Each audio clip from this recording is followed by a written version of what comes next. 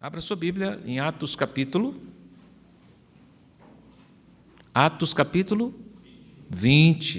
Muito bem.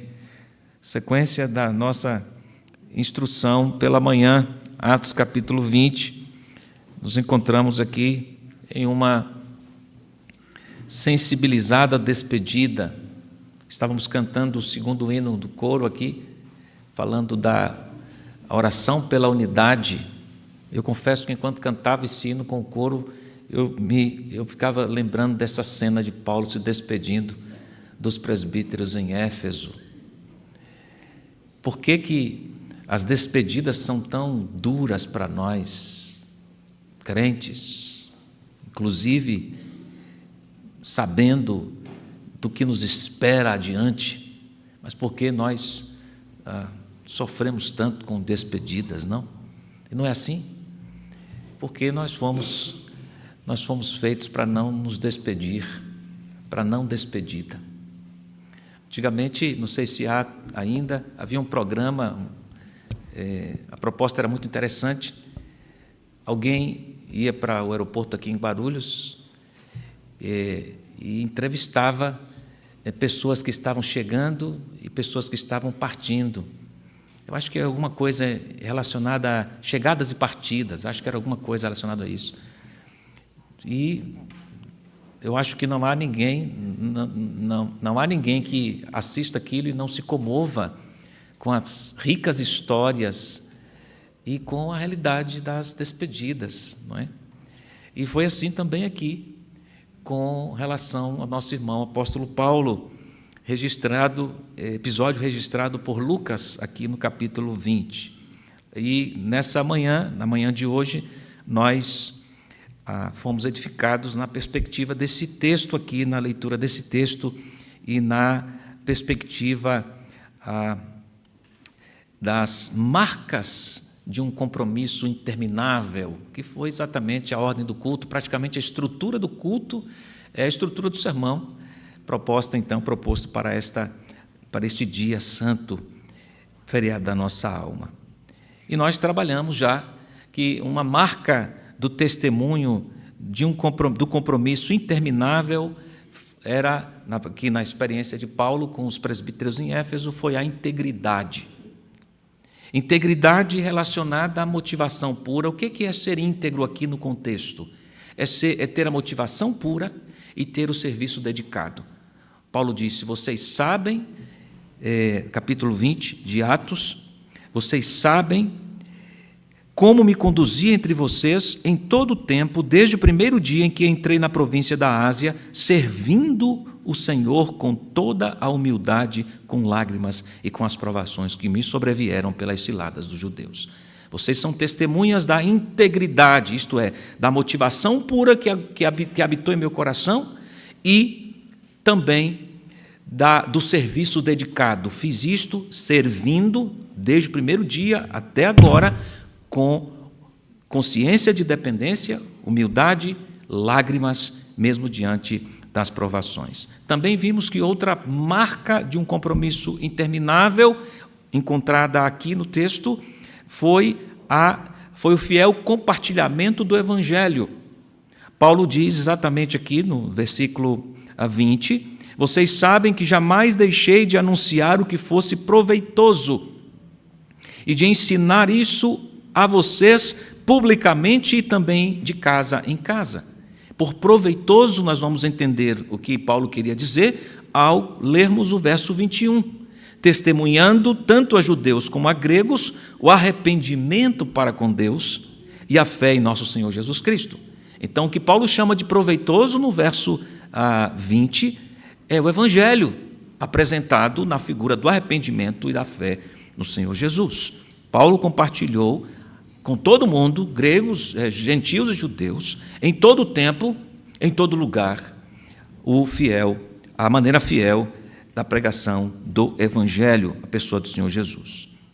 E hoje nós veremos pelo menos mais duas, encerrando a nossa abordagem aqui de Atos capítulo 20, duas marcas do compromisso interminável, mais duas. E a primeira dessa noite é a obediência ao chamado, versículos 22 em diante. E agora, impelido pelo Espírito, vou para Jerusalém, não sabendo o que ali vai me acontecer. Exceto que o Espírito Santo, de cidade em cidade, me assegura que prisões e sofrimentos estão à minha espera. Porém, em nada considero a vida preciosa para mim mesmo, desde que eu complete a minha carreira e o ministério que recebi do Senhor Jesus para testemunhar o Evangelho da graça de Deus. Notem que o apóstolo Paulo está dizendo que não há coisas tranquilas que esperam por ele nesse dia seguinte, pós-encontro. Ele sabe que para onde vai lhe esperam cadeias, privações, sofrimentos. Ele diz isto: prisões e sofrimentos estão à minha espera. De alguma maneira, Deus havia testificado com o espírito de Paulo que seria assim mesmo. E como alguém, então, pode prosseguir para um lugar, para uma situação extremamente desfavorável? Como continuar a trajetória indo para um lugar assim? Não seria possível sem a obediência ao chamado, consciência do chamado. E ele, no versículo 24, faz uma declaração do seu coração mesmo profundamente comprometida. Estava cônscio do que ele esperava, ele está seguro qual é o seu chamado, e não importa onde esteja, o chamado era para ser cumprido. E então ele diz: olha, sabe de uma coisa?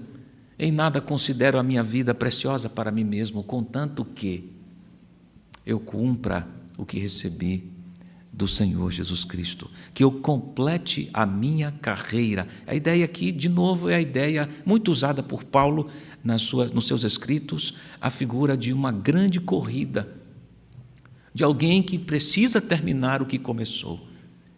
E Paulo então entende que a sua vida consiste na obediência ao chamado de glorificar a Deus, mesmo sabendo da realidade dos perigos.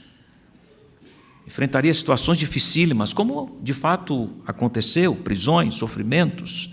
E ele segue para Jerusalém mesmo assim, porque sabia que Deus o tinha chamado, sabia para o que tinha sido chamado, obediência ao chamado de Deus.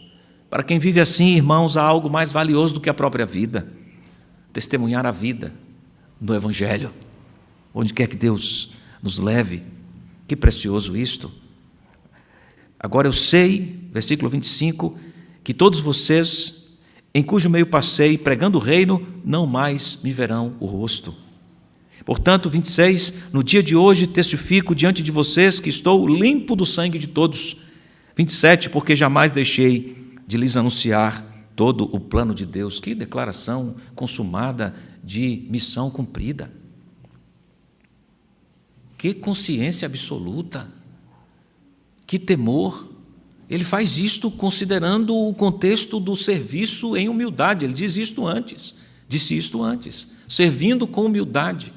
Não há aqui nenhuma ponta de soberba, orgulho, arrogância, nada disso. O que nós encontramos aqui não é nenhum kamikaze, não é algum lunático que está indo para a morte assim, sem explicações alguma. Não, é alguém que sabe qual é o propósito da sua vida. Do mesmo modo que se declarou-se vivo para Cristo, também se declara que é capaz de morrer por Cristo. Uma pergunta que devemos fazer é: qual é o nosso chamado? No dia a dia, que inclui tempo de paz, tempo de aflição. É pelo chamado de Deus que nos movemos. Pelo que você se move? O que leva você a se mudar de uma direção para outra? Seja de emprego, seja de residência. Suspeito que nós temos perdido de vista que toda a nossa vida está relacionada ao chamado de Deus para expressar a sua glória, para contar isto às pessoas, também, para testemunhar o evangelho da graça. Suspeito que nós temos nos esquecido que todos os redimidos, enquanto se levantam a cada manhã, vivem um dia depois do outro, são chamados para o mesmo propósito: viver e anunciar a glória de Deus. Marcas de um compromisso interminável, obediência ao chamado. É assim que você se move na semana, santo varão, querida irmã. Suas escolhas, decisões são marcadas por isto. Eu vivo aqui para obedecer quem me chamou. Vivo para a sua glória. Era assim na vida de Paulo. Mas há uma outra marca presente que identifico aqui no verso 26 em diante. Portanto, no dia de hoje testifico diante de vocês que estou limpo do sangue de todos, porque jamais deixei de lhes anunciar todo o plano de Deus. Então cuidem de vocês mesmos e de todo o rebanho no qual o Espírito Santo os colocou como bispos, para pastorearem a igreja de Deus, a qual ele comprou com o seu próprio sangue. Eu sei que depois da minha partida aparecerão no meio de vocês lobos vorazes, que não pouparão o rebanho, e que até mesmo entre vocês se levantarão homens falando coisas pervertidas para arrastar os discípulos atrás de si. Portanto, vigiem, lembrando que durante 3 anos, noite e dia, não cessei de admoestar com lágrimas cada um de vocês. Agora, pois, eu os entrego aos cuidados de Deus, e a palavra da sua graça, que tem poder para edificá-los e dar herança entre todos os que são santificados. De ninguém cobicei prata, nem ouro, nem roupas. Vocês mesmos sabem que estas minhas mãos serviram para o que era necessário a mim e aos que estavam comigo. Em tudo tenho mostrado a vocês que, trabalhando assim, é preciso socorrer os necessitados e lembrar das palavras do próprio Senhor Jesus: mais bem-aventurado é dar do que receber. Então percebam aqui as responsabilidades enfatizadas, e aqui é uma outra marca de um compromisso interminável. As responsabilidades existem e elas devem ser enfatizadas. Paulo diz: vocês são testemunhas do tempo que passei com vocês e do que lhes entreguei. Então, eu estou livre do sangue de vocês. A ideia aqui é Paulo está dizendo: vocês não podem culpar-me de relapso, negligente e que omiti a vontade de Deus para vocês. Esta é a ideia do estou livre do sangue de vocês. Não posso ser responsabilizado por omissão, por negligência.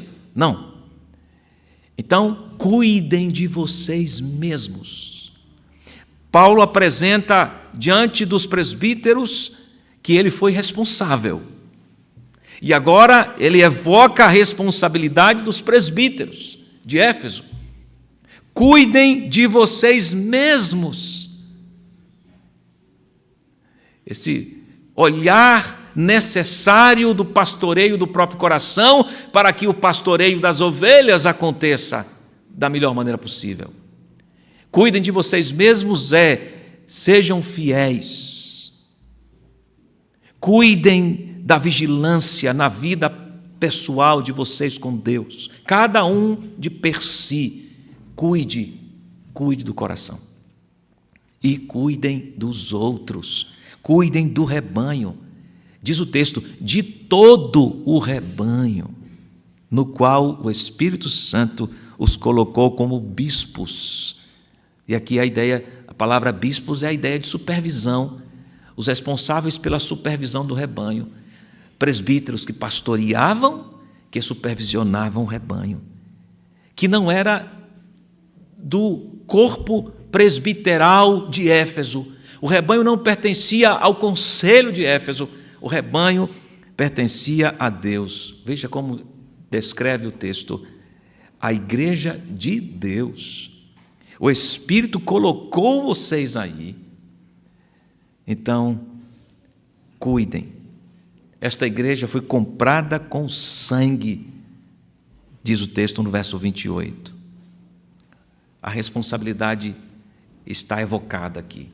sejam responsáveis com cuidado do coração de vocês, sejam responsáveis com cuidado do coração das ovelhas de Deus, que foram compradas pelo sangue de Jesus. Elas são caríssimas, cuidem delas. Por quê? Porque acentuado o desafio particular nessa peregrinação de todos nós, de lidarmos com as mazelas do nosso próprio coração, ainda temos as lutas externas. E Paulo as pontua aqui: eu sei que depois da minha partida aparecerão no meio de vocês lobos vorazes, que não pouparão o rebanho. Gente de fora viria mal intencionada para surrupiar, para matar, para prejudicar o rebanho de Deus, para roubar as ovelhas de Deus. Então, Paulo avisa a liderança: cuidado, porque esses lobos entrarão aqui, virão com ânsia, ímpeto, para arrasar o rebanho, as ovelhas de Jesus. De quem são essas ovelhas? Do Senhor Jesus. Quem cuida dessas ovelhas? Quem é o dono delas? Quem as comprou? O Senhor Jesus. E o Senhor Jesus conferiu o cuidado dessas ovelhas aos presbíteros. Que responsabilidade, não? Depois, Paulo mesmo no versículo 32 vai dizer: agora eu os entrego aos cuidados de Deus. O trabalho de vocês, tanto vocês como a igreja, eu entrego aos cuidados de Deus. Quem ia cuidar? Deus ou os presbíteros? Deus usando os presbíteros. Que dinâmica gloriosa, especialmente quando percebemos quem somos como líderes. Quaisquer que sejamos,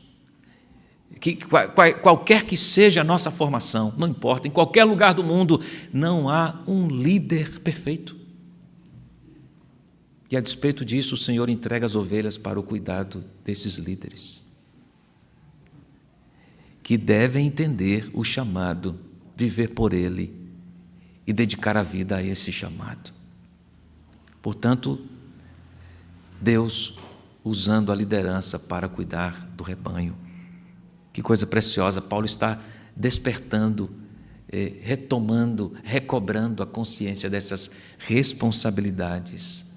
Vivemos em um tempo em que as responsabilidades são minoradas. Elas são colocadas assim numa última notinha de rodapé, tamanho 8, 7,5. Nós não queremos saber de responsabilidades. Aliás, quando se cobra a responsabilidade, as pessoas fogem. Estava indo tudo muito bem até agora. Agora que agora o pastor vem dar essas tarefas, eu não quero saber disso. Tarefa não, porque tarefa implica responsabilidade. E vivemos um tempo em que as pessoas não assumem, não querem assumir responsabilidades. Não é possível testemunharmos de um compromisso interminável verdadeiramente sem assumirmos responsabilidades. Não é possível viver num casamento feliz, duradouro, bendito, sem que os cônjuges assumam suas responsabilidades. O mundo funciona na dinâmica das responsabilidades. E não é assim, não é diferente com a igreja. E Paulo, na despedida, lembra das responsabilidades. Os presbíteros eram responsáveis na proteção do rebanho. Lutas internas do coração que eles deveriam cuidar, por isso Paulo diz: cuidem de vocês mesmos. Lutas de fora que viriam contra a igreja, os falsos, chamados aqui de lobos vorazes, e lutas de dentro da igreja, porque Paulo diz ainda: e dentre vocês, no meio da igreja, Paulo diz isso aqui, se levantarão homens falando coisas pervertidas, versículo 30, para arrastar os discípulos atrás de si. Percebem aqui que a diligência deveria ser constante. Portanto, vigiem, cuidem, vigiem. lembrando que durante 3 anos, e aqui ele dá a deixa, né, de como esse trabalho poderia ser feito, como esse trabalho de vigilância deveria ser feito. Ele dá o testemunho dele, a responsabilidade que ele assumiu. Vocês são testemunhas. Lembrem-se que durante o tempo que passei com vocês, 3 anos, dia e noite, não cessei de aconselhá-los, a palavra aqui, para admoestar. A mesma raiz no grego, para aconselhamento bíblico. A palavra admoestação. Ou seja, em todos os momentos, dia e noite, nos nossos encontros formais, nos nossos encontros informais, sempre tive o cuidado de levá-los a Deus por meio do ensino da palavra. Aconselhamento não é isto, não é conduzir-nos à palavra, e a condução à palavra de Deus nos leva a uma vida santificada a Deus. Esse era o trabalho que Paulo havia feito durante aquele tempo em Éfeso. E é o trabalho que ele sugere e propõe aos presbíteros, como se estivesse dizendo: deem continuidade, esta é a dinâmica. A dinâmica é a palavra correndo nos lares. A dinâmica é a palavra correndo nos corredores dos nossos relacionamentos, nas nossas conversas informais. A dinâmica para a preservação da igreja, da pureza da igreja, é a palavra na atmosfera dos nossos sentimentos, na nossa comunicação, é sempre a palavra, porque onde ela passa, vai varrendo, eliminando, purificando, conservando, trazendo vida. Então a gente deveria se voltar mais para a palavra, irmãos. Há quem diga que a igreja presbiteriana é a igreja comprometida com a palavra. Eu gostaria que fosse mesmo, mas eu não sei se é. Porque devemos o tempo todo estarmos vigilantes, cuidadosos. Palavra de Deus correndo em tudo que a gente faz. Uma vez me chamaram para um evento, era um encontro no sítio, não lembro agora muito bem, e aí disseram para mim assim: pastor, é o seguinte, a programação está montada aqui, mas o senhor só tem assim uns 10 minutinhos para falar, viu? O senhor tem uns 10 minutinhos para falar, porque a programação está toda feita, a gente vai fazer um passeio ali, depois a gente vai tomar banho em tal lugar, depois a gente vai para não sei onde. O senhor fala aí uns 10, 15 minutos, tá bom, né, para o senhor? Eu falei: em todo o programa do dia, eu só tenho 10 minutos para falar. Tudo bem para o senhor? A palavra não era o centro do programa, né? Não era. E aqui o cuidado é palavra. Cuidem, vigiem, nutram, ensinem a palavra. E Paulo fazia aquilo com lágrimas. Ele diz aqui no final do verso 31. Então, lembrem-se de quem é o rebanho. Pastoreiem a igreja de Deus. Estejam vigilantes diante daqueles que desejam afastar o rebanho do evangelho. Cuidado com eles. Eles são lobos. Eles virão de fora. Eles aparecerão de dentro. Vigiem. Como é que eu faço isso, Paulo? Admoestem, aconselhem-se mutuamente com a palavra. Relacionem-se. É a expressão aqui com lágrimas. Lágrimas, repito, falei isso de manhã, só chora quem se envolve com quem se importa. Dificilmente eu vou me condoer se não estou envolvido. E se acontecer de uma comoção, será brevíssima. Como sucede quando a gente se depara com uma grande tragédia e momentaneamente aquilo nos leva à comoção, não é? Quem fala mais da tragédia de Mariana? Aquilo nos comoveu, passou. As pessoas nem lembram mais disto, porque é uma comoção transitória, nos choca por um breve tempo, porque nós não estamos envolvidos. Agora, se nós tivéssemos um pai que morreu na tragédia, uma mãe, Se tivéssemos um filho que morreu lá, até hoje não acharam o corpo, nossa resposta seria diferente, não era? Seria, porque nós estamos envolvidos. Paulo estava envolvido com a igreja, por isso ele chorava pela igreja, com lágrimas, é a expressão que ele está dizendo aqui. Isto é envolvimento, faz parte da expressão do testemunho interminável. E aí, termina a mensagem e o texto, capítulo 21, observando que legado é que Paulo imitava, que é outra marca de um testemunho interminável. Um legado imitável. Observe comigo o verso 33. De ninguém cobicei prata, nem ouro, nem roupas. Vocês mesmos sabem que estas minhas mãos serviram para o que era necessário a mim e aos que estavam comigo. Em tudo tenho mostrado a vocês que, trabalhando assim, é preciso socorrer os necessitados e lembrar das palavras do próprio Senhor Jesus. Mais bem-aventurado é dar do que receber. Tendo dito isso, ajoelhando-se, Paulo orou com todos eles. Então houve grande pranto entre todos, e abraçando Paulo o beijavam, entristecidos especialmente pela palavra que ele tinha dito, que não mais veriam o seu rosto, e eles o acompanharam até o navio. Paulo descansava no Senhor, na sua providência, na proteção do rebanho. Que equilíbrio teológico fantástico aqui, que precisão de discernimento fabulosa nós encontramos aqui. Por um lado, Paulo compreende sua responsabilidade e a responsabilidade da liderança na proteção do rebanho.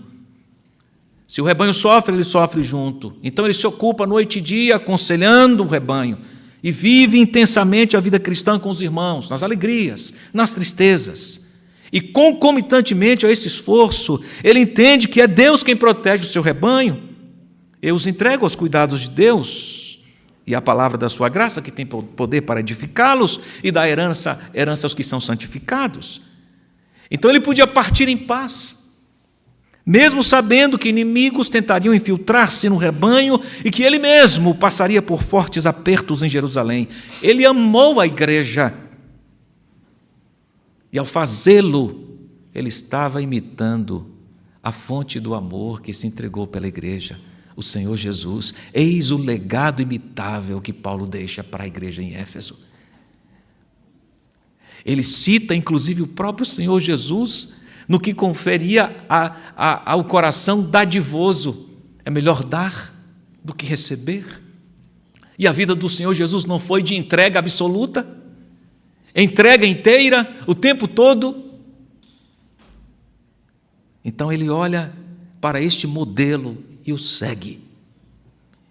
E como ensinando a igreja, diz: sigam os passos dele, porque é melhor dar do que receber. Ele abre mão, inclusive, de um direito legítimo que ele tinha, que era de receber o sustento da igreja. Era um direito legítimo. Mas ele abre mão disto, segundo a sua consciência particular, para assistir o necessitado.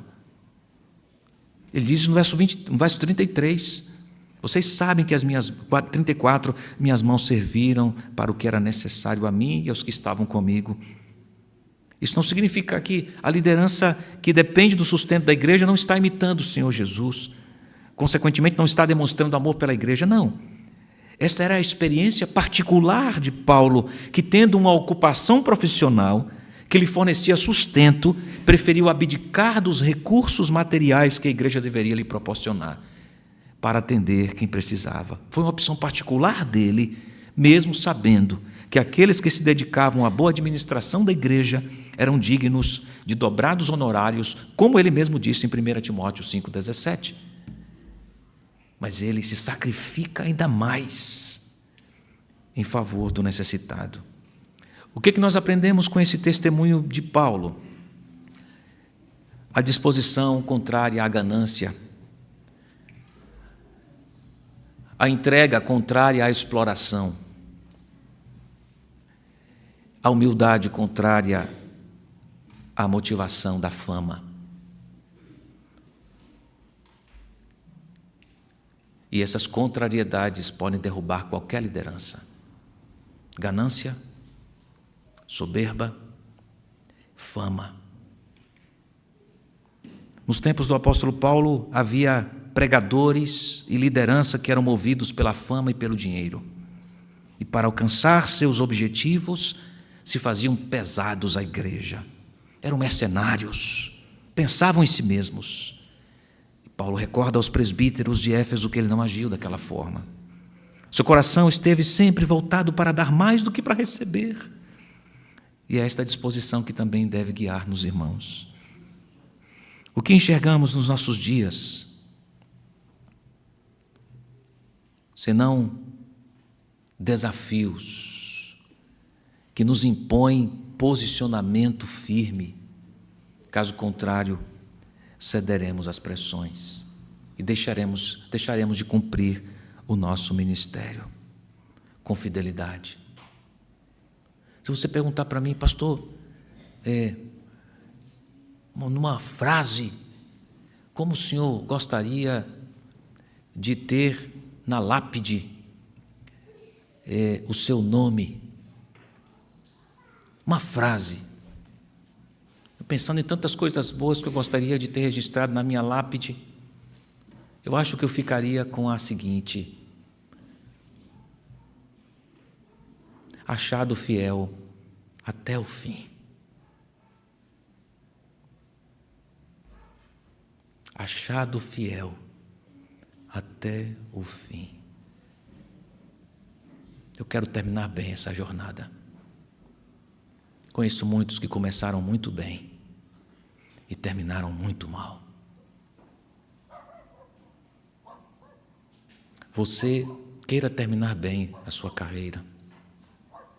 E nós temos aqui um mapa que direciona os nossos movimentos, desde os movimentos internos, chamamos de motivação, até os movimentos externos, a ação.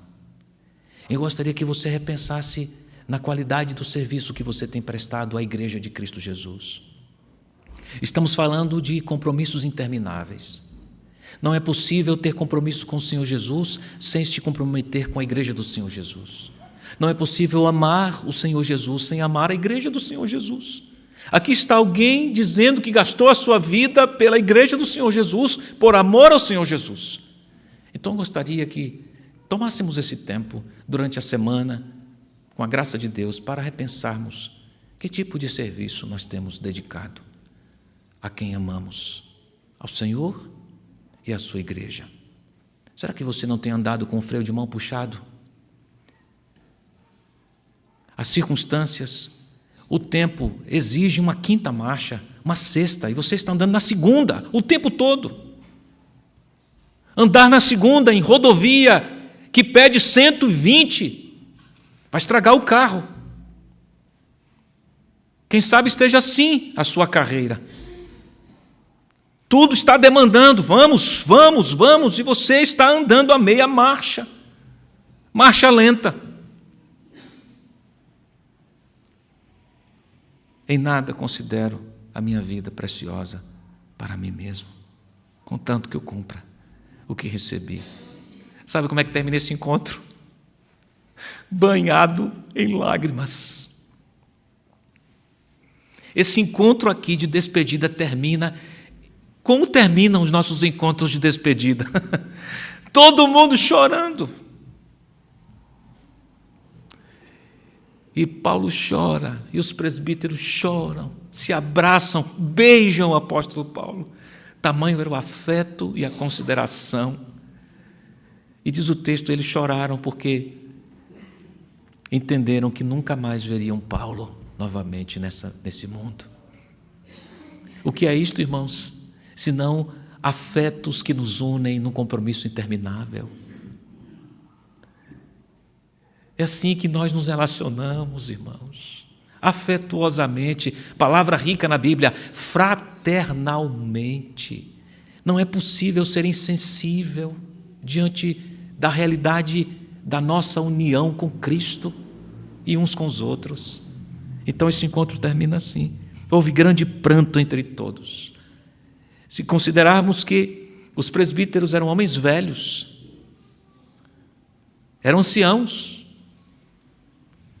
Paulo também não era nenhum jovem.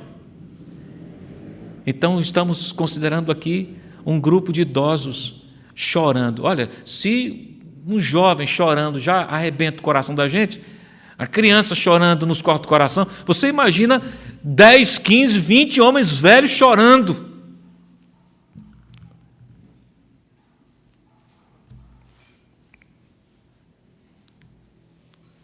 Eu me lembro de um irmão querido que pastoreei lá em Porto Alegre, o senhor Josué. Fui visitá-lo uma vez. Aí ele me contou a história de uma visita que fez a um senhor que na cidade diziam ter 120 anos. 120 anos. Ele falou, não acredito, vou ver esse homem. 120 anos, lá no interior do Ceará. E ele foi lá.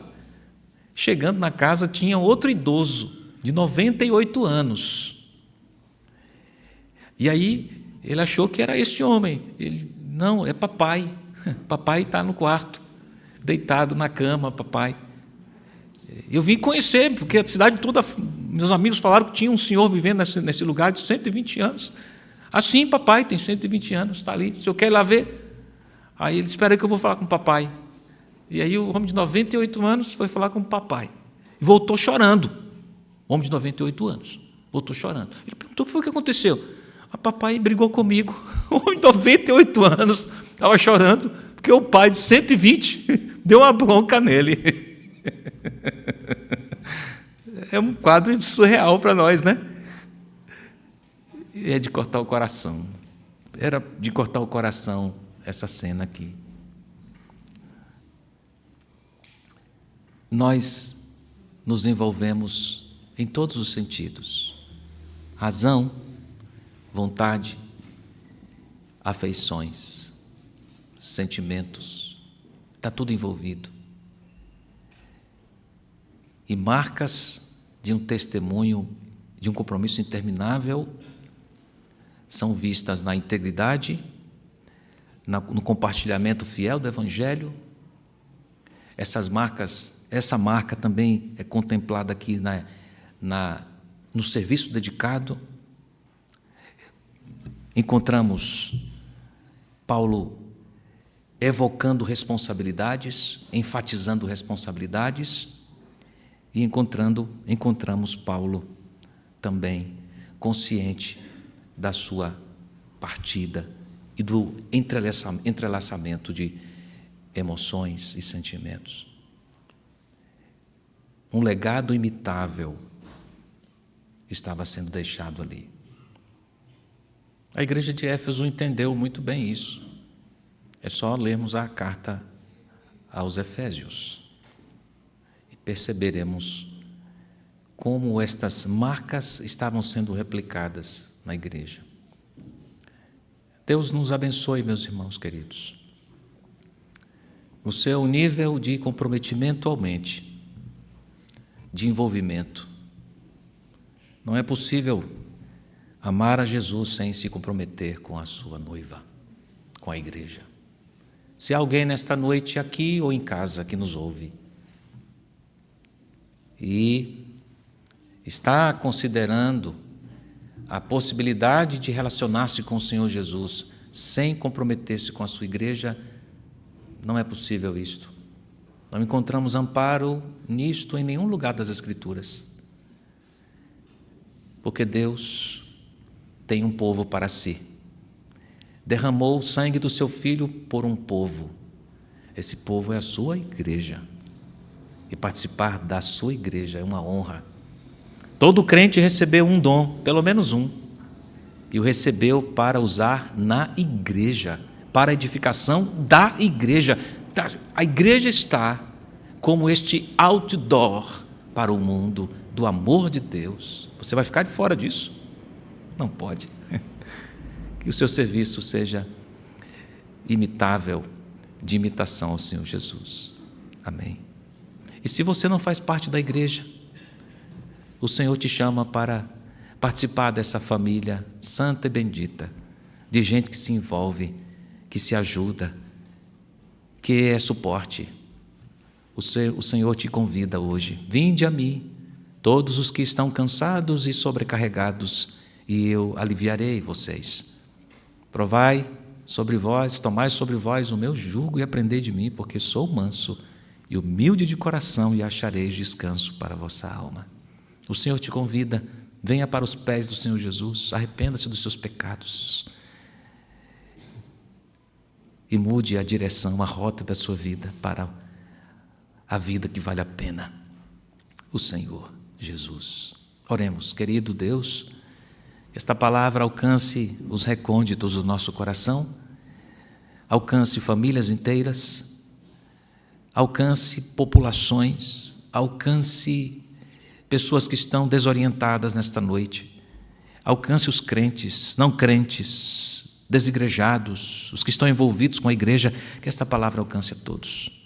E o teu nome seja glorificado e possamos viver assim, com esta consciência de que estamos em um compromisso interminável contigo e com a igreja do Senhor. É a nossa oração em nome de Jesus. Amém.